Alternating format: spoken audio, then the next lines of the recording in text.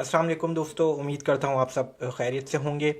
और आज जो है ये हमारा लेक्चर नंबर 7 है on Ethereum smart contract programming पर। और अगेन बहुत important course for web 3 development, for blockchain development, for decentralised applications, for decentralised finance, for NFTs. तो ये सारी चीज़ें जो मैं हमेशा बताता हूँ कोर्स के स्टार्ट में, हर लेक्चर के स्टार्ट में बेसिकली, तो ये सब मोटिवेशन के लिए कि फाइनेंशियल एस्ट्रोलॉजी हो। तो अगेन मैंने लास्ट टाइम जो बात करता हूँ कि आपने अपनी प्रोफाइल कैसे एज अ वेब 3 डेवलपर बनानी है। लास्ट लेक्चर में, हर लेक्चर में शुरू में मैं यही बात कर रहा होता हूँ कि देखें, जब आप स्किल सीख जाएंगे लेकिन आप जब अपने आप को प्रेजेंट नहीं कर पाएंगे तो आपको काम जो है वो उस तरीके से नहीं, आप जो है वो जल्दी नहीं मिल पाएगा आपको, ठीक है। और जो आप चाह रहे होंगे, जो जो आपकी एक्सपेक्टेशंस होंगी, तो वो एक्सपेक्टेशंस उसी वक्त जो है वो फिल कर सकेंगे आप जब आप अपने आप को अच्छा प्रेजेंट करेंगे। प्रेजेंट करने से मेरा जो मतलब है वो यही है कि आपकी लिंक्डइन प्रोफाइल, आपकी गिटहब प्रोफाइल, आप जो जो कॉन्ट्रैक्ट बना रहे हैं, जो जो स्किल सीख रहे हैं, अपने आप को प्रेजेंट करें। हमेशा कहा था कि कुछ ना कुछ लिंक्डइन पे पोस्ट डालना शुरू करें। मैं ये चाहता हूँ कि आप कमेंट्स में अपनी, जो भी स्टूडेंट इस लेक्चर्स को, सॉलिडिटी लेक्चर्स को फॉलो कर रहा है, ठीक है, तो वो जो है वो अपनी लिंक्डइन की प्रोफाइल ज़रा जो है वो कमेंट्स में शेयर करे ताकि मैं देखूं और मैं उसके ऊपर कुछ फीडबैक दे सकूं, ठीक है, कि क्या किस तरीके से और बेहतर बनाया जा सकता है। बहुत इंपॉर्टेंट फॉर, मैंने बताया ना अभी, पूरी डिसेंट्रलाइज्ड वेब 3 क्या चीज़ है। डिसेंट्रलाइज्ड करना है आपने इंटरनेट को। बहुत सी एप्लीकेशन सेंट्रलाइज्ड है, बहुत बड़ी स्पेस इस वक्त जो है वो खाली मौजूद है। तो और ब्लॉकचेन डेवलपर्स की जो आप सैलरी देखें, आप गूगल करें, कितनी जो है वो डिमांड है ब्लॉकचेन डेवलपमेंट की। तो अगेन पूरी फोकस के साथ जो है वो अपना ये कोर्स सीखें, ठीक है। ये हमारा आज का जो लेक्चर है ये 7 है। इससे पहले 6 लेक्चर्स हो चुके हैं और मैं जो है वो एक एक डाटा टाइप के ऊपर जो है वो, हमारी जो है वो पूरा कोई 30 से 35 मिनट लग जाते हैं एक एक डाटा टाइप सीखने के ऊपर। तो मैं यही रिकमेंड करूँगा कि देखें, यूट्यूब्स के ऊपर भी आपको जो है वो, यूट्यूब के ऊपर बहुत सी वीडियोज़ मिल जाएंगी, लेकिन हम जिस तरीके से एक एक चीज़ को एक्सप्लेन करके चल रहे हैं, एक एक डाटा टाइप को, कि उसके ऊपर जो है वो 40 to 45 मिनट्स का जो है वो हमने लास्ट लेक्चर किया था एरेस के ऊपर और स्ट्रक्ट्स के ऊपर। तो ज़रा देख लेते हैं कि हमने लास्ट टाइम क्या पढ़ा था। और आई थिंक बिल्कुल हमने लास्ट टाइम जो है वो एरेस के ऊपर बात की थी और स्ट्रक्ट्स के ऊपर बात की थी। एरेस क्या होती हैं? डाटा को स्टोर करने के लिए, मल्टीपल डाटा को स्टोर करने के लिए, लेकिन उस डाटा की टाइप सेम होनी चाहिए। और इन कंट्रास्ट टू एरेज, स्ट्रक्ट्स क्या थी कि भाई स्ट्रक्ट्स में आप collection of variables of different data type under a single name आप उन्हें स्टोर करते हो स्ट्रक्ट्स में। और जो है वो हमने 2 कॉन्ट्रैक्ट भी बनाए थे, ठीक है। हमने एरे के लिए कॉन्ट्रैक्ट बनाया था, हमने स्ट्रक्ट्स के लिए बनाया था, और हमने इसके ऊपर अपना जो है वो कॉन्ट्रैक्ट को टेस्ट किया था और डिप्लॉय किया था, और जो है वो हमने इसको डिटेल में देखा था। हम दोबारा अब जो है वो हम कॉन्ट्रैक्ट जब बनाना शुरू करेंगे तो मैं कभी भी कहीं भी एरेज को यूज़ कर सकता हूँ, मैं स्ट्रक्ट्स को यूज़ कर सकता हूँ, मैं मैपिंग को कहीं भी यूज़ कर सकता हूँ, क्योंकि ये चीज़ें हमने सीख ली हैं। तो आपकी नॉलेज में ये चीज़ होनी चाहिए, आपके दिमाग में ये चीज़ हो कि जब भी मैं यूज़ करूँ तो आप जो है वो क्लिक कर जाए कि हाँ भाई हमने ये चीज़ सीखी हुई है। नहीं क्लिक कर रहा तो जाएँ वो दोबारा लेक्चर दोबारा देखें उस डाटा टाइप का, कि मैपिंग क्या होती है, स्ट्रक्ट क्या होता है, एरेज क्या होते हैं, कैसे हम यूज़ करते हैं। तो ये बताना है, ठीक है। तो ये तो था लेक्चर नंबर 6 से रिलेटेड, हमने जो है वो बात कर ली। अब जो है वो लेक्चर नंबर 7, जो आज का जो लेक्चर है, वो हम क्या सीखेंगे? आज हम एरर हैंडलिंग पढ़ना सीखेंगे कि किस तरीके से सॉलिडिटी में आप एरर हैंडलिंग करते हैं। और ये बहुत इंपॉर्टेंट कॉन्सेप्ट है, एरर हैंडलिंग। एरर हैंडलिंग के बिना कोई भी स्मार्ट कॉन्ट्रैक्ट जो है वो इनकम्प्लीट कहूँगा मैं, ठीक है। तो एरर एंड हैंडलिंग जो है वो होती क्या है और किस तरीके से जो है वो ये हम कर सकते हैं, अपने स्मार्ट कॉन्ट्रैक्ट में इम्प्लीमेंट कर सकते हैं। पहले तो एक एग्जांपल देता हूँ, एरर हैंडलिंग है क्या बेसिकली। देखें, लेट सपोज मैं एक कॉन्ट्रैक्ट बनाता हूँ, ठीक है, और वो कॉन्ट्रैक्ट कर क्या रहा है कि मेरे पास जो बैलेंस है, जो भी मेरा टोकन का जो बैलेंस है, ठीक है, उसे मैं सेंड करना चाहता हूँ किसी और को, किसी और एड्रेस के ऊपर। तो मेरे कॉन्ट्रैक्ट को वो जो फंक्शन जो मैं एग्जीक्यूट करूँ, उसे देखना चाहिए कि क्या मेरे पास उतना बैलेंस भी है। कि लेट सपोज अगर मेरे पास 50 टोकन्स पड़े हुए हैं और मैं जो है वो सेंड करने जा रहा हूँ 52, 55 या 60, तो कॉन्ट्रैक्ट को ये नहीं करना चाहिए, क्योंकि मेरे पास बैलेंस इस वक्त 50 का है और मैं 60 जो है वो अगर सेंड करना चाह रहा हूँ किसी और एड्रेस के ऊपर, तो ये एरर हैंडलिंग से आप इस जो है वो इसे रोक सकते हैं। ठीक है। और वो किस तरीके से हम सीखेंगे, किस तरीके से एरर हैंडलिंग होती है, एजर्ट के ज़रिए भी होती है, रिक्वायर के ज़रिए भी होती है। आज हम रिक्वायर देखेंगे। ठीक है। तो रिक्वायर सिर्फ बता देता हूँ, रिक्वायर हम अभी कॉन्ट्रैक्ट बनाएंगे पूरा और फिर जो है वो इसे जो है वो इम्प्लीमेंट करेंगे रिक्वायर को और डिटेल में सीखेंगे। तो रिक्वायर क्या है, रिक्वायर के ज़रिए एरर हैंडलिंग होगी। मैंने अभी एक आपके सामने एक एग्जांपल दी। रिक्वायर एक बेसिकली एक फंक्शन है जो कि चेक करेगा वैलिड कंडीशंस को।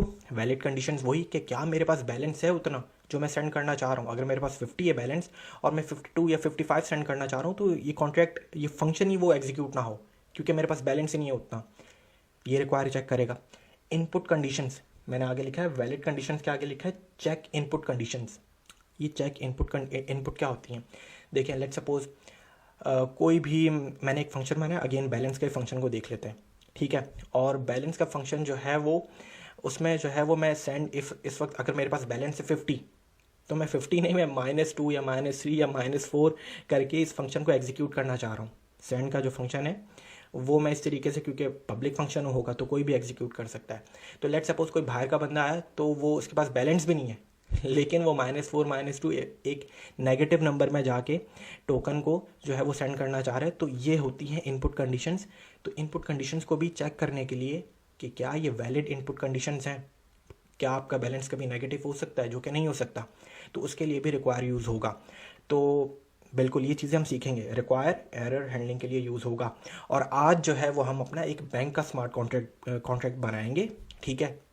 किस तरीके से बनेगा वो हम अभी बनाएंगे, और जो जो चीज़ें मैं उसमें यूज़ करूँगा उस बैंक के कॉन्ट्रैक्ट में, वो सब आपने इस वक्त तक पढ़ी हुई हैं। ठीक है। और उसी में ही हम जो है वो रिक्वायर को, जो आज का जो है हमारा जो टॉपिक है, हम उसे पढ़ेंगे और सीखेंगे रिक्वायर को। ठीक है। तो चलें जी, ये हो गया। और बिल्कुल मुझे जो है वो आज का एजेंडा यही है कि हमने रिक्वायर जो है वो सीखना है। तो स्टार्ट करने से पहले ज़रा स्मार्ट कॉन्ट्रैक्ट जो है वो हम रिमिक्स पे चले आते हैं। अगेन बहुत मैं कॉन्ट्रैक्ट लिखने से पहले आपको फिर दोबारा बता रहा हूँ, कमेंट्स में जो है वो बताएं, अपना अपना जो है वो एरर्स के जो है वो स्क्रीनशॉट्स जो है वो शेयर करें। और एक और चीज़, अगेन पुरानी जो ब्लॉकचेन के जो कोर्सेज जो फॉलो कर रहे हैं वो फाइल को सेव ही नहीं करते। बहुत से 80% लोग फाइल को सेव ही नहीं कर रहे हैं। Ctrl+S करके सेव करें और फिर जो है वो नोट की कमांड रन करें। ठीक है। तो वो फाइल को सेव नहीं करते हैं और वैसे ही स्क्रीनशॉट जो है वो शेयर कर देते हैं, तो ये भी ज़रा ध्यान रखें। ठीक है। और चीज़ें और बताता हूँ कि ट्रफल के बारे में पूछ रहे थे, रिमिक्स के बारे में, हार्ड हैट के बारे में पूछ रहे थे। तो मैं यही बोलना चाह रहा हूँ कि ये सारी सॉलिडिटी की जो बेसिक जो स्ट्रक्चर है वो सीखने के बाद हम बहुत से प्रोजेक्ट्स बनाएंगे और उन प्रोजेक्ट्स को हम ट्रफल के ज़रिए ही इम्प्लीमेंट करेंगे। उसका एक फ्रंट एंड भी होगा, तो वो Web3 में जो इंटीग्रेशन होती है, जो फ्रंट एंड की जो इंटीग्रेशन है वो भी हमने सीखनी है, हमने ट्रफल भी सीखना है। ठीक है। कि नोड तो पता है आप लोगों को, Node.js। ठीक है। Node.js के ज़रिए हम ट्रफल को इंस्टॉल करेंगे और फिर हम अपने VS कोड एडिटर में ही वो स्मार्ट कॉन्ट्रैक्ट जो अभी जो हम रिमिक्स के ऊपर लिख रहे हैं वो हम सारा काम अपने कोड एडिटर VS कोड में करेंगे। ठीक है। With the help of truffle. Truffle एक बेसिकली फ्रेमवर्क है फॉर राइटिंग थीरियम स्मार्ट कॉन्ट्रैक्ट्स। ठीक है। और डिप्लॉय करने के लिए भी ट्रफल के ज़रिए आप टेस्ट भी कर सकते हो कॉन्ट्रैक्ट को। तो पूरा एक फ्रेमवर्क है, बिल्कुल सीखना है वो। तो ये सॉलिडिटी बेसिक स्ट्रक्चर ख़त्म होने के बाद हम क्या करेंगे, हमने बहुत से कॉन्ट्रैक्ट बनाने। एक तो हमारे जो 3-4 तो मैंने बता ही दिए थे कि हमने टोकन बनाना है, हमने मल्टीसिग प्रोजेक्ट बनाना है, हमने लॉटरी का कॉन्ट्रैक्ट बनाना है, हमने एक स्टेकिंग का कॉन्ट्रैक्ट भी बना लेंगे कि भाई स्टेकिंग चलती किस तरीके से। पैनकेक स्वैप पे जो इतने जो टोकन्स जो स्टेकिंग पर हैं, ठीक है, उनका APR जो है वो चेंज होता रहता है, वो कॉन्ट्रैक्ट भी बना लेंगे। एक स्वैप का कॉन्ट्रैक्ट भी बना लेंगे। स्वैप की एप्लीकेशन, बेसिकली स्टेकिंग की भी एप्लीकेशन और स्वैप की भी एप्लीकेशन, कि एक टोकन दूसरे टोकन से स्वैप किस तरह होता है ऑन डिसेंट्रलाइज एक्सचेंजेस। बिल्कुल अवेलेबल है ना ये ऑप्शन, यूनिस्वैप पे भी, पैनकेक स्वैप पे भी। तो ये भी हम बनाएंगे। ये सारे काम हम ट्रफल और Web3 इंटीग्रेशन किस तरीके से होती है, आपने अपनी फ्रंट एंड की एप्लीकेशन को एक स्मार्ट कॉन्ट्रैक्ट से कैसे जोड़ना है, उसके लिए Web3 यूज़ करेंगे हम। ठीक है। लाइब्रेरी को, और बिल्कुल ये सारी चीज़ें सीखेंगे। अभी हमारा जो काम है, जो जो इम्पोर्टेंट है कि हमें ब्लॉकचेन लिखनी आनी चाहिए, और ब्लॉकचेन लिखने के लिए आपको सॉलिडिटी आनी चाहिए। 7वां लेक्चर है हमारा, बहुत सी चीज़ें हम पढ़ चुके हैं। अब हम आज जो है वो अपना एक बैंक का कॉन्ट्रैक्ट बनाएंगे, और बैंक के कॉन्ट्रैक्ट से ही हम जो है वो रिक्वायर को जो है वो सीखेंगे। तो कॉन्ट्रैक्ट्स में जाते हैं, फाइल का जो है वो नाम रख देते हैं, हम रख देते हैं बैंक, ठीक है, .sol, ठीक है, और जूम कर देता हूँ मैं। तो चलें जी, सारी चीज़ें आपने पढ़ी हुई हैं। बैंक का कॉन्ट्रैक्ट, बैंक होता है क्या बेसिकली, बैंक में लोग जो है वो अपना जो है बैलेंस, जो मनी जो है वो डिपॉजिट कर सकते हैं, ठीक है, ट्रांसफ़र कर सकते हैं, अपना बैलेंस चेक कर सकते हैं। तो एक नॉर्मल छोटा सा बैंक यही होता है कि मैं आऊँ, अपने अकाउंट में पैसे डिपॉजिट कराऊँ, किसी को सेंड करना है वो कर सकूँ, अपना बैलेंस चेक कर सकूँ। तो हम बस इतना से ही आज जो है वो अपना स्मार्ट कॉन्ट्रैक्ट बनाएंगे बैंक का, ठीक है, और उसी में ही फिर जो है वो हम रिक्वायर को सीखेंगे, ठीक है। तो कॉन्ट्रैक्ट लिखने से पहले सबसे पहली लाइन आपको कॉन्ट्रैक्ट का स्ट्रक्चर याद हो जाना चाहिए। सबसे पहली लाइन क्या होती है, कंपाइलर वर्जन बताती है। तो मैं बता देता हूँ, प्रैग्मा सॉलिडिटी कैरेट 0.8.6 वर्जन रख लेते हैं, ठीक है, प्रैग्मा सॉलिडिटी। अगली लाइन क्या होती है, कॉन्ट्रैक्ट का नाम। तो कॉन्ट्रैक्ट का कीवर्ड आएगा, नाम कुछ भी रख दे, मैं बैंक रख देता हूँ, और कर्ली ब्रैकेट्स, ठीक है, ये चीज़। अच्छा चले जी, ये हो गया। अब मैं एक नए मैपिंग आप लोगों ने पढ़ी हुई है, मैपिंग का कीवर्ड जो है वो मैं कोई वेरिएबल जो है वो मैं यहाँ पे स्टेट वेरिएबल ही होगा मैपिंग भी, लेकिन मैं कोई ऐसा कोई अपने कोई स्ट्रिंग या कोई यू इंट वेरिएबल यहाँ पे कोई डिफाइन नहीं कर रहा, ज़रूरत नहीं है, ठीक है। तो मैपिंग क्या होती है, आपने पढ़ा हुआ है लेक्चर नंबर आई थिंक 5 में। मैपिंग ये होती है कि आपको की वैल्यू पेयर में आप जो भी की लिखते हो उसकी वैल्यू आ जाती है। तो की एक डिफरेंट डाटा टाइप हो, वैल्यू एक डिफरेंट डाटा टाइप हो।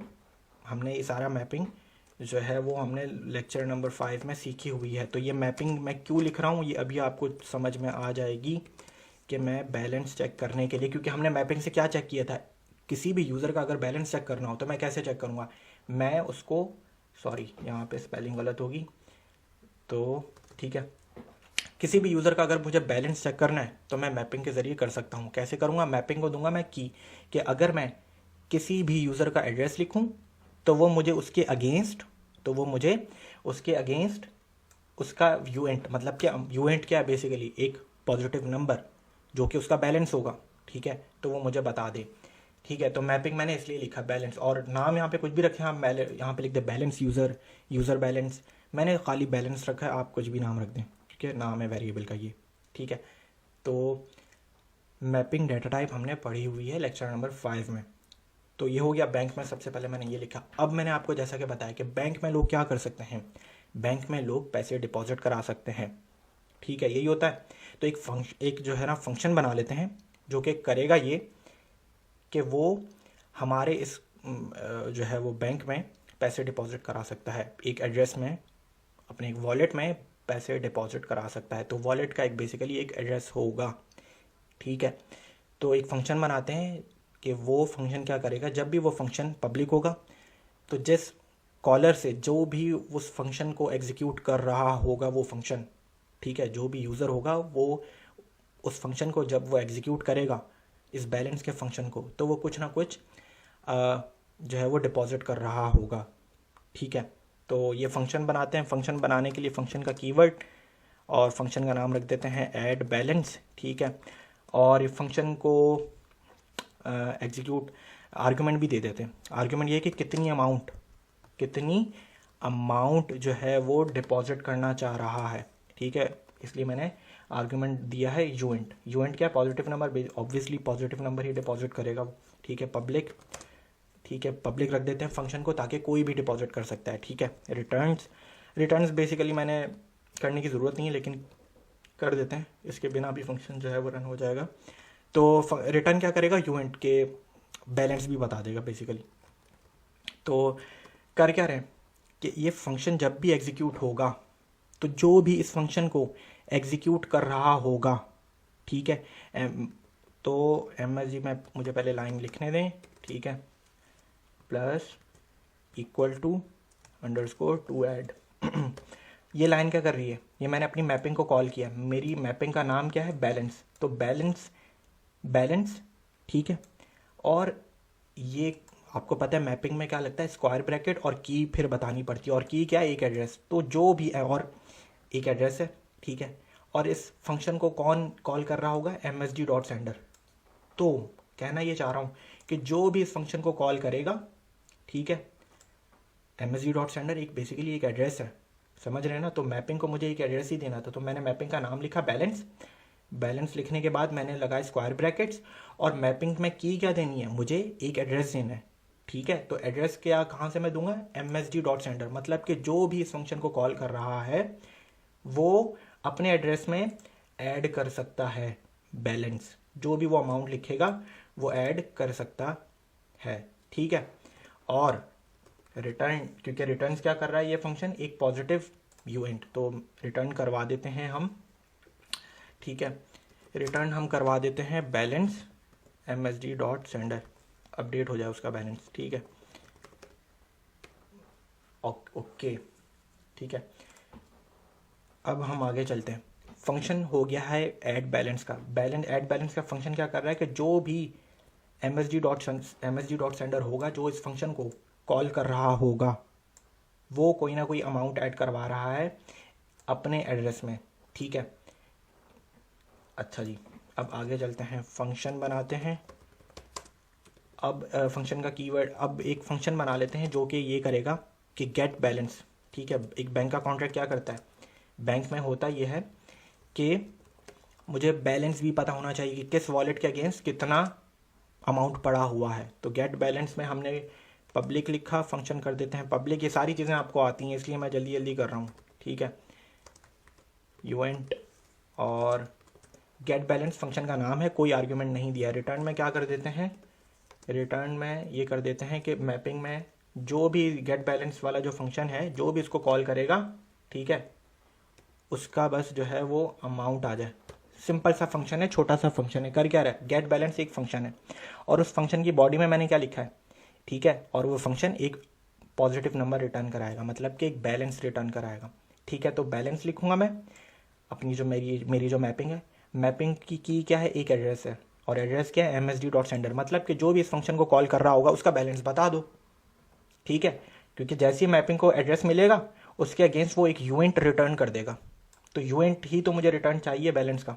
बैलेंस क्या है, बेसिकली एक अमाउंट ही है ना, एक पॉजिटिव नंबर ही होगा। तो ये कर क्या रहा है बैलेंस, ठीक है।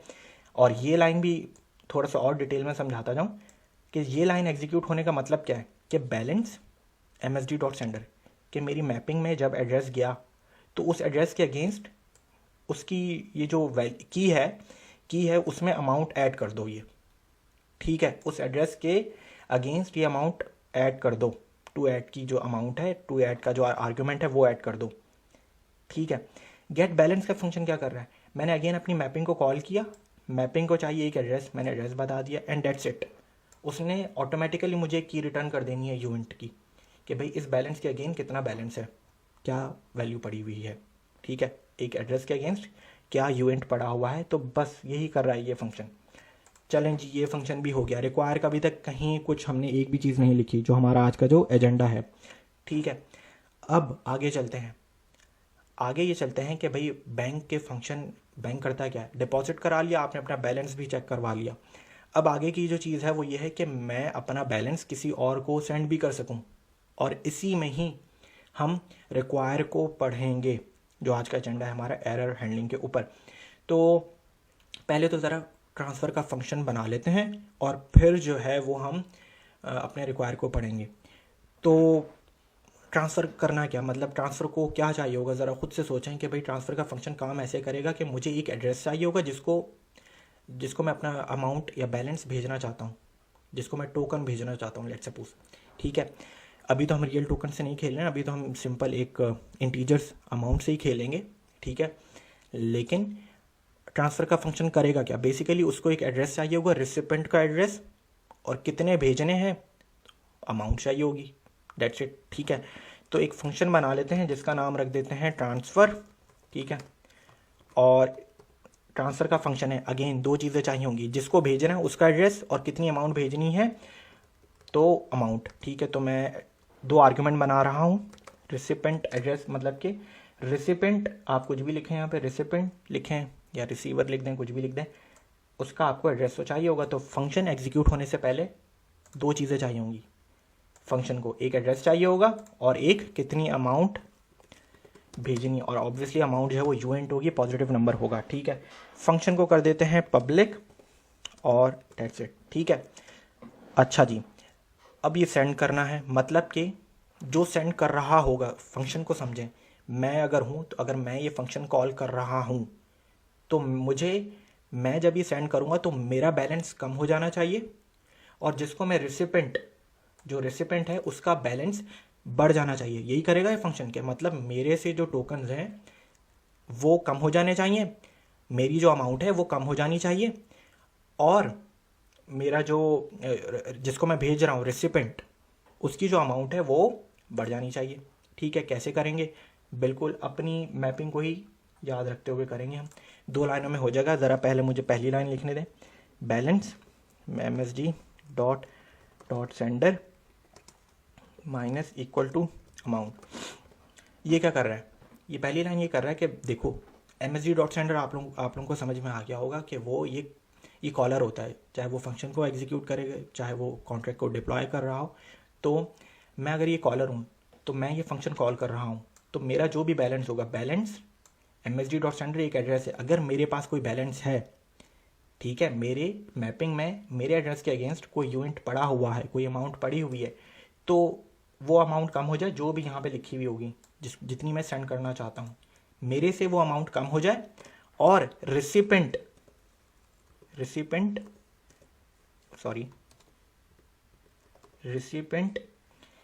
में वो अमाउंट ऐड हो जाए। ठीक है,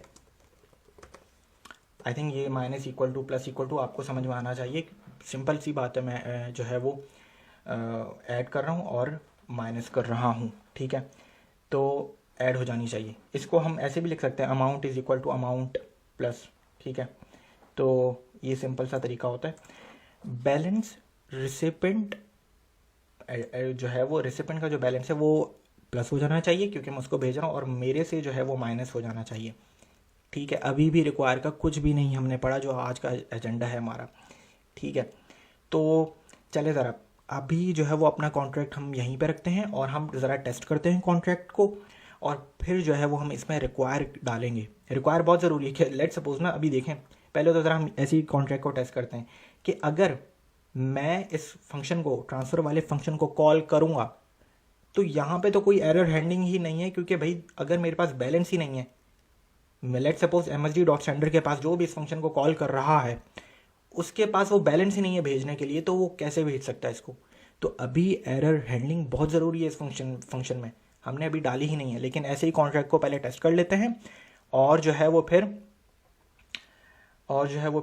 हम इसको टेस्ट करते हैं। आई थिंक कोई एरर आया है, अमाउंट लाइन नंबर 10 पर क्या एरर आया, ओके आई थिंक या सेमीकोलन जो है वो लगाना भूल गया था, और एक और एरर आया है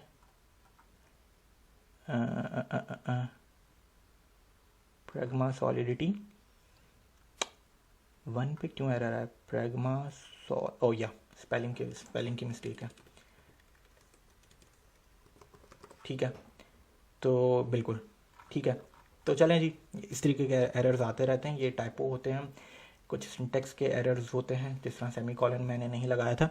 ठीक है, तो चलें जी, कंपाइल हो गया कॉन्ट्रैक्ट। अभी बिना हैंडलिंग रिक्वायर के हम जो है वो टेस्ट कर रहे हैं अपने कॉन्ट्रैक्ट को ज़रा। ठीक है, तो पहला अकाउंट मैंने सेलेक्ट कर लिया है, और कॉन्ट्रैक्ट मैंने यहाँ से अपना जो है वो हमारे कॉन्ट्रैक्ट के फोल्डर में कौन सा कॉन्ट्रैक्ट का नाम है, बैंक फाइल का नाम है। ठीक है, और कॉन्ट्रैक्ट का नाम भी बैंक ही है। डिप्लॉय करते हैं, कर दिया डिप्लॉय। ठीक है, कॉन्ट्रैक्ट डिप्लॉय हो गया और ये हमारे पास उसका एड्रेस आ गया।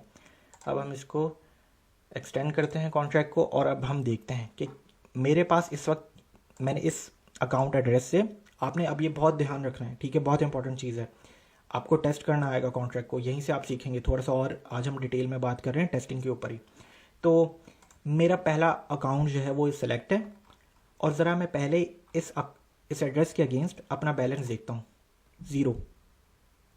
ज़ीरो दिखा रहा है। गेट बैलेंस का जो फंक्शन है जो मेरा, वो ये करता ये है कि बैलेंस दिखाता है MSG डॉट सेंटर का, जो भी इस फंक्शन को कॉल कर रहा होगा, मैं इस अकाउंट से मैंने इस फंक्शन को एग्जीक्यूट किया है क्योंकि पब्लिक है ये फंक्शन, ठीक है। तो उसने दिखा दिया बैलेंस है 0। मैं अब दूसरा अकाउंट सेलेक्ट कर लेता हूँ, ठीक है, और फिर फंक्शन को कॉल करता हूँ, फंक्शन एग्जीक्यूट हुआ है, 0 बैलेंस दिखा रहा है। तीसरा अकाउंट सेलेक्ट कर लेते हैं, 0 बैलेंस दिखा रहा है। तो कहने का मकसद ये है कि सारे अकाउंट में इस वक्त बैलेंस है 0, ठीक है। अब हम दोबारा अपने पहले अकाउंट में चले जाते हैं और बैलेंस को ज़रा ऐड करते हैं, बैलेंस को ज़रा ऐड करते हैं। कैसे ऐड बैलेंस का फंक्शन जो है वो रन करेंगे। ऐड बैलेंस के फंक्शन को चाहिए क्या, एक अमाउंट चाहिए। तो हम लिख देते हैं लेट सपोज 100 हमारे टोकन्स हैं, हम ऐड कर रहे हैं अपने पहले वाले एड्रेस में, ठीक है। ट्रांजैक्ट करते हैं, हो गई ट्रांजैक्शन, ग्रीन टिक आ गया। अब ज़रा इस पहले वाले ही एड्रेस का जो सिलेक्ट हुआ है उसका ज़रा बैलेंस चेक करते हैं। तो अब 100 हो जाने चाहिए, हो गया 100। पहले एड्रेस का अब जो बैलेंस है, हमने ऐड बैलेंस का फंक्शन चला दिया है, अब बैलेंस हो गया है 100।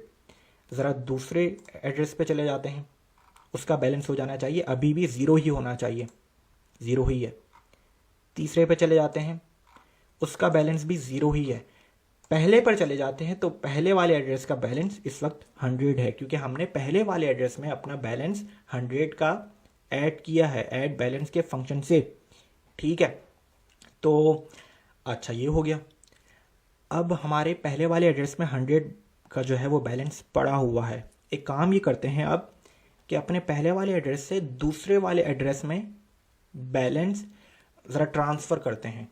बैंक यही होता है, एक अकाउंट से दूसरे अकाउंट में सेंड करना है। कैसे करेंगे, तो करते ये हैं कि ट्रांसफ़र का फंक्शन ज़रा टेस्ट कर लेते हैं। अगेन पहला वाला एड्रेस है, उसका बैलेंस क्या है, गेट बैलेंस 100, ठीक है।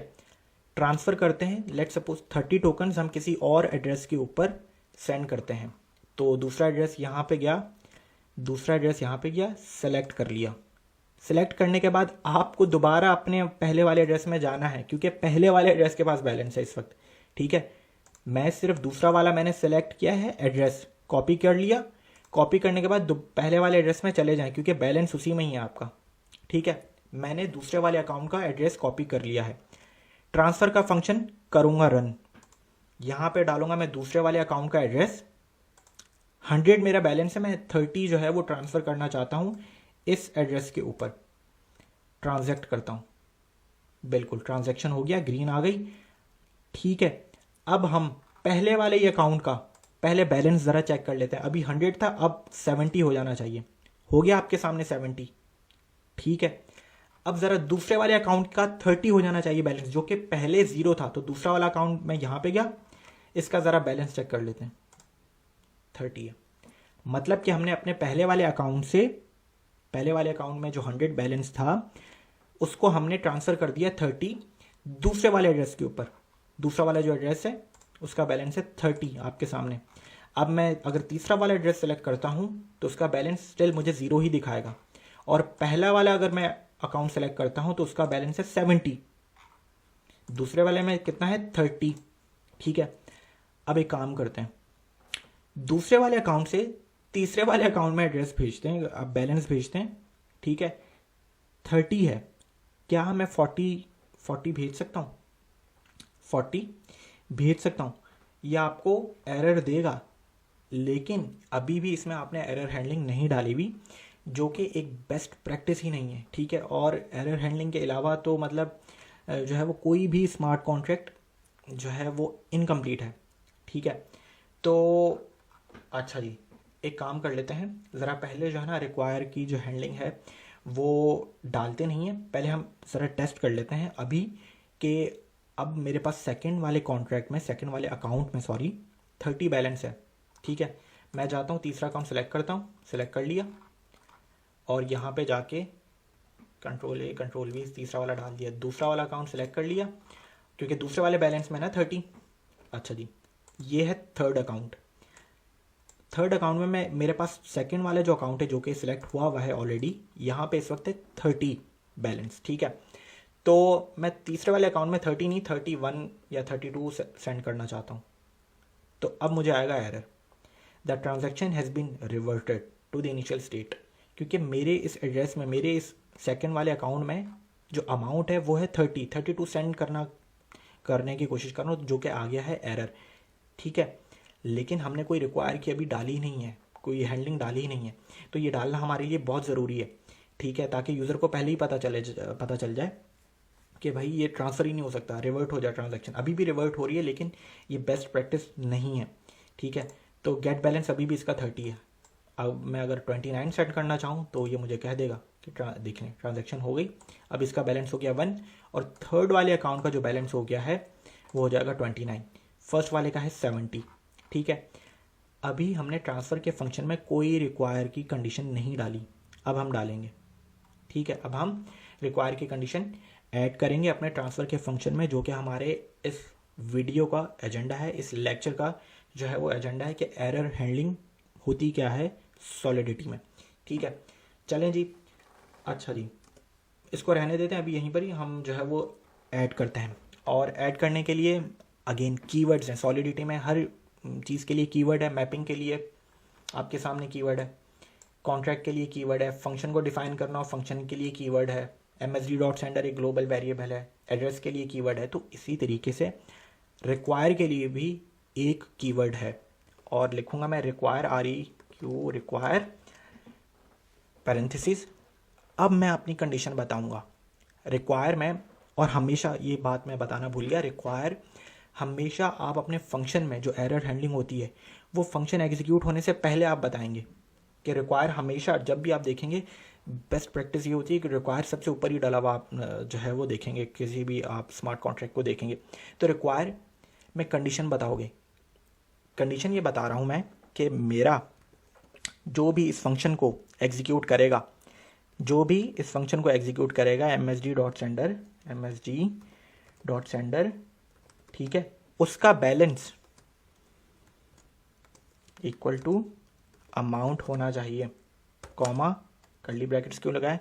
अब सुने ये कर क्या रहा है, रिक्वायर का मैंने कीवर्ड लिखा, रिक्वायर में मैं ये बता रहा हूं कि जो भी इस फंक्शन को कॉल करेगा बैलेंस msd.sender, उसका जो बैलेंस है, उसका जो बैलेंस है, ठीक है, वो हमेशा बड़ा होना चाहिए, greater than and equal to होना चाहिए जो इस फंक्शन में जो वो ट्रांसफर करना चाह रहा हो। ठीक है, तो उसका बैलेंस इस अमाउंट से ज़्यादा होना चाहिए।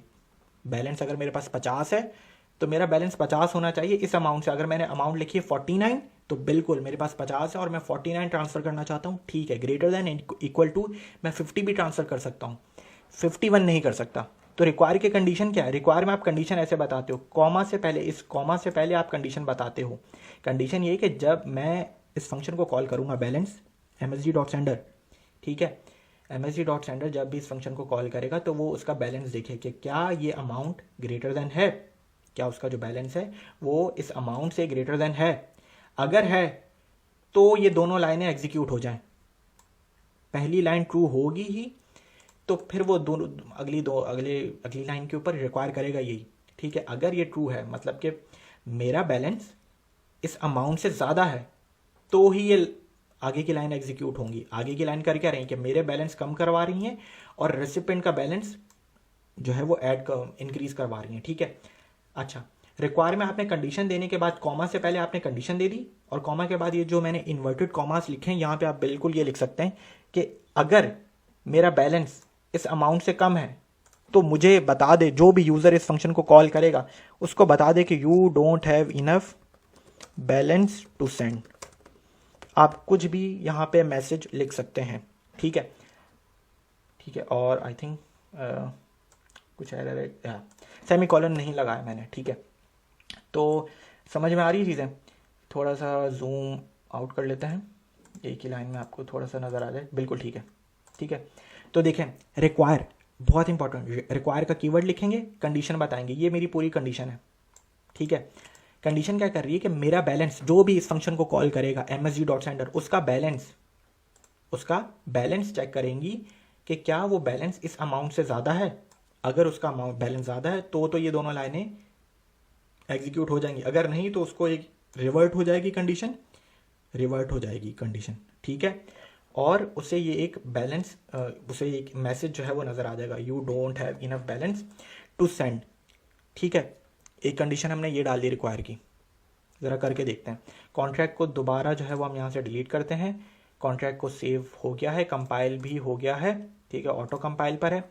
अब कॉन्ट्रैक्ट को ज़रा पहले ही अकाउंट से जो है वो मैं डिप्लॉय करता हूँ। रिक्वायर की कंडीशन डाल दी है मैंने, ठीक है। तो अभी देखें मेरे इस पहले वाले एड्रेस में कोई बैलेंस है, ज़ीरो है, ज़ीरो। दूसरे वाले एड्रेस में भी बैलेंस ज़ीरो है। चलें जी, दोबारा पहले वाले एड्रेस में चले जाता हूँ और करता ये हूँ मैं कि अब ज़रा मैं सेंड करने की कोशिश करता हूँ, सेंड करने की कोशिश करता हूँ। मेरे पास बैलेंस है ज़ीरो, लेकिन मैं दूसरा एड्रेस गया, दूसरा एड्रेस कॉपी किया और दोबारा पहले वाले अकाउंट में चले गया, ठीक है। उसका बैलेंस है ज़ीरो पहले वाले अकाउंट का। मैंने यहाँ पे दूसरे वाले अकाउंट का एड्रेस कॉपी किया और अमाउंट सेंड कर रहा हूँ, लेट सपोज 10, जो कि मेरे पास इस वक्त है ही नहीं, मेरा बैलेंस इस वक्त ज़ीरो। ट्रांजैक्ट करता हूँ तो आपके सामने एक रेड कलर का क्या आया, आपके सामने एक एरर आया है और बताया गया है ये है कि रिवर्ट हो गई है transaction, the transaction has been reverted to the initial state. Reverted का मतलब है कि कोई गैस फीस भी नहीं लगी आपकी और ये फंक्शन एग्जीक्यूट ही नहीं हो पाया। और मैसेज देख लें आपके सामने, जो मैंने रिक्वायर में मैसेज बताया था ना, you don't have enough balance to send, क्योंकि मेरा बैलेंस ही ज़ीरो है इस वक्त, ठीक है। और मैं सेंड कर रहा हूँ 10, जो कि नहीं करने देगा मुझे। रिक्वायर की कंडीशन ने ये किया क्योंकि मेरा बैलेंस ही आपके सामने, जो मैं msg.sender हूँ, मेरा बैलेंस इस वक्त ज़ीरो है और मैं 10 सेंड करने की कोशिश कर रहा हूँ अपने सेकंड अकाउंट के ऊपर, सेकंड एड्रेस के ऊपर। तो मुझे रिक्वायर ने बता दिया कि ये कंडीशन ही ट्रू नहीं हुई है, ये कंडीशन ही फॉल्स हो गई है। तो ये आपको ये दिखा देगा, you don't have enough balance to send, ठीक है। तो अब ज़रा पहले बैलेंस को ऐड कर लेते हैं। मैं लेट सपोज अपने पहले वाले अकाउंट में सेलेक्ट कर लिया मैंने और 100 ऐड कर देता हूँ। ऐड कर दिया, ग्रीन आ गया यहाँ पे। अब मैं ऐड बैलेंस कर दिया, गेट बैलेंस चेक किया तो मेरा बैलेंस हो गया 100, ठीक है। अब मेरा ये जो एड्रेस है, ये सेकंड अकाउंट का ही एड्रेस है। अब मैं सेंड करता हूँ 10, देख लें अब हो गया सेंड। अब कोई एरर नहीं आया मेरे पास। अब मेरा पहले वाले अकाउंट का बैलेंस यहाँ पे 90 हो जाना चाहिए, जो कि हो गया है, और सेकंड वाले अकाउंट का बैलेंस 10 हो जाना चाहिए, देख लें 10 हो गया। तो दोबारा ज़रा पहले वाले अकाउंट का बैलेंस चेक कर लेते हैं, ये है 90। तो रिक्वायर की कंडीशन आपको समझ में आई कि रिक्वायर में आप पहले कंडीशन बताते हो और कॉमा के बाद आप अपना मैसेज बता सकते हो अगर कंडीशन फेल हो जाएगी, ठीक है। तो चलें जी, एक तो रिक्वायर की कंडीशन ये डाल दी, एक और रिक्वायर की कंडीशन डाल देते हैं। वो क्या होती है, लेट सपोज कि अगर मैं इस फंक्शन को एग्जीक्यूट करूँगा, मैं इस फंक्शन को कॉल कर रहा हूँ, मुझे किसी को ट्रांसफ़र करना है, कुछ सम अमाउंट ऑफ टोकन्स अगर मुझे सेंड करने हैं, तो जो msg.sender है वो रिसिपेंट नहीं बन सकता। मतलब कि मैं अपने आप को ही सेंड नहीं कर सकता, ठीक है। ऐसा ना हो कि भेजने वाला भी मैं हूँ और रिसिपेंट भी मैं ही अपना एड्रेस ही लिख दूँ, ये भी नहीं होना चाहिए। ये भी रिक्वायर में डालना चाहिए, बेस्ट प्रैक्टिस है, ठीक है। कैसे डालेंगे, अगेन कीवर्ड एक और रिक्वायर की कंडीशन डालते हैं, रिक्वायर का कीवर्ड लिखा, ठीक है, और msg लिखेंगे सिर्फ ये कि msg.sender जो भी इस फंक्शन को एग्जीक्यूट कर रहा है उसका एड्रेस। msg.sender से आपको कॉलर का, यूज़र का एड्रेस, उसका अकाउंट का एड्रेस मालूम हो जाता है, ठीक है। अगर ये बहुत सारे हैं ना, अब आपको msg.sender समझ में आना चाहिए। अगेन मैं बहुत डिटेल में बताता रहता हूँ। msg.sender हमने लेक्चर नंबर 4 में जो है वो इसके ऊपर प्रैक्टिस की थी। तो चलें, कंडीशन ये डालनी है कि भाई सेंडर और रिसिपेंट सेम नहीं होने चाहिए, ठीक है। तो रिक्वायर में कंडीशन ये डाल देते हैं कि जो भी इस ट्रांसफ़र के फंक्शन को एग्जीक्यूट करना चाहेगा, किसी को some amount of token send करना चाहेगा, तो वो उसका जो एड्रेस है डज नॉट इक्वल टू ऐसे लिखते हैं, एक्सक्लेमेशन मार्क और equal to, does not equal to बन जाता है, वो रिसिपेंट के बराबर नहीं होना चाहिए। तो कंडीशन डल गई। अगेन कॉमा के बाद जो है वो आप यहाँ पे कुछ भी मैसेज देना चाहते हैं, मैसेज दे दें। लेट सपोज क्या मैसेज दे दें, you are a sender and receiver both, so it's not possible, कुछ भी लिख दें आप, ठीक है। आई थिंक मैंने बिल्कुल सेमीकोलन डाला हुआ है। तो रिक्वायर में ये डाल दिया कि भाई सेंडर और रिसीवर सेम नहीं होने चाहिए, इसको ज़रा टेस्ट कर लेते हैं। कॉन्ट्रैक्ट को यहाँ से डिलीट करते हैं, नया कॉन्ट्रैक्ट जो है वो डिप्लॉय करेंगे हम, और ठीक है, डिप्लॉय कर दिया। पहले तो ज़रा मैं पहले वाले अकाउंट का सबका इस वक्त बैलेंस हुआ है 0, ठीक है। सेकंड वाले अकाउंट पे गया, बैलेंस है 0, थर्ड वाले अकाउंट में क्या बैलेंस है? ज़ीरो। पहले वाले अकाउंट में कुछ बैलेंस ऐड कर लेते हैं, 100, ठीक है, अब हो गया बैलेंस 100। सेकंड वाले अकाउंट का अभी भी होगा ज़ीरो बैलेंस, ठीक है। पहले वाले अकाउंट का बैलेंस है 100 आपके सामने। अब मैं सेंड करता हूँ। ज़रा पहले ये वाली रिक्वायर की कंडीशन, जो सेकंड रिक्वायर की कंडीशन डाली है ना मैंने, कि सेंडर और रिसीवर सेम नहीं होना चाहिए, तो अब ज़रा मैं मतलब कॉपी करता हूँ पहले वाले अकाउंट को। मतलब कि मैं इसी अकाउंट से ही, इसी ये जो सिलेक्ट हुआ हुआ है पहला वाला अकाउंट, इसके एड्रेस को कॉपी कर लिया है। मैं इसी अकाउंट से इस ट्रांसफ़र के फंक्शन को एग्जीक्यूट करूँगा और इसी पर ही पैसे भेजने की कोशिश करूँगा। नहीं होना चाहिए मेरे पास ये। तो कैसे करते हैं? ट्रांसफ़र में भी, मतलब कि ये मेरा अकाउंट पहले से सिलेक्ट हुआ हुआ है, पहला वाला अकाउंट msg.sender, ये वाला अकाउंट बन गया, और ट्रांसफ़र में भी मैं ये वाला एड्रेस ही डाल रहा हूँ, C4 वाला ही। आखिर में जो C4 है इसी का एड्रेस मैंने यहाँ पे डाल दिया। अमाउंट मैं लिख देता हूँ, इसका बैलेंस है 100, तो लेट्स सपोज 20, ठीक है। पहली वाली कंडीशन तो सही हो जाएगी, लेकिन सेकंड वाली कंडीशन पे मुझे एरर आना चाहिए। देख लें एरर आ गया है। तो ये कह रहा है कि you are the sender and receiver both, so it's not possible. Sender different होना चाहिए, रिसीवर डिफरेंट होना चाहिए। तो ये भी एक अच्छी आपने कंडीशन डाली है एरर हैंडलिंग के लिए, ठीक है। आपको चीज़ समझ में आई? एरर हैंडलिंग के लिए हमने रिक्वायर के ऊपर बात की, दो कंडीशंस डाली, बैंक का कॉन्ट्रैक्ट बनाया, काफ़ी नई चीज़ें सीखी आज हमने, ठीक है। आप लोगों की प्रैक्टिस भी हुई। तो जो भी सवालात हैं अपने इस लेक्चर के कमेंट्स में ज़रूर बताइएगा। और अगेन बहुत important course for Web3 development, solidity सीखें, ट्रफल पे काम करेंगे हम, हार्ड हैट पे काम करेंगे, स्टेकिंग, स्वैप, मल्टीसिग प्रोजेक्ट बनाएंगे। और मैं बता रहा हूँ ये 3 से 4 महीने में आप बहुत अच्छे ब्लॉकचेन डेवलपर बन सकते हैं, ठीक है। वेब3 इंटीग्रेशन भी आपको आ जाएगी कि फ्रंट, लोगों के जहनों में बहुत से सवालात ये होते हैं कि भाई हम फ्रंट एंड से कैसे एक एप्लीकेशन, एक ब्लॉकचेन जो है वो इंटीग्रेट करेगी, कैसे काम करेगी, ठीक है। तो उसके लिए वेब3 इंटीग्रेशन है। वेब3 इंटीग्रेशन कैसे की जाती है? इजी है, कोई इतना मुश्किल नहीं है। रिएक्ट के कंपोनेंट एड माउंट का फंक्शन है, यूज़ इफेक्ट का फंक्शन है, हम कर लेंगे, बहुत इजी है। ट्रफल भी सीखेंगे हम। अभी आपको बेसिक ब्लॉकचेन लिखनी आनी चाहिए, ब्लॉकचेन काम कैसे करती है वो आपको समझ में आना चाहिए। अपनी प्रोफाइल बनाएं, लिंक्डइन, गिटहब, ठीक है। ब्लॉकचेन से रिलेटेड पढ़ें चीज़ों को, वेब3 से रिलेटेड पढ़ें चीज़ों को। जो भी चीज़ सीख रहे हैं, आपने कोई एक नई चीज़ सीखी, आज आपने रिक्वायर सीखा, उससे रिलेटेड 2-3 लाइनें पोस्ट कर दें, ठीक है। अपनी लिंक्डइन की प्रोफाइल भी शेयर करें लेक्चर के कमेंट्स में, मैं अपना फीडबैक ज़रूर दूंगा उसके ऊपर, ठीक है। ख्याल रखें अपना। लेक्चर नंबर 8 में आपसे मुलाकात होती है। अल्लाह हाफ़िज़।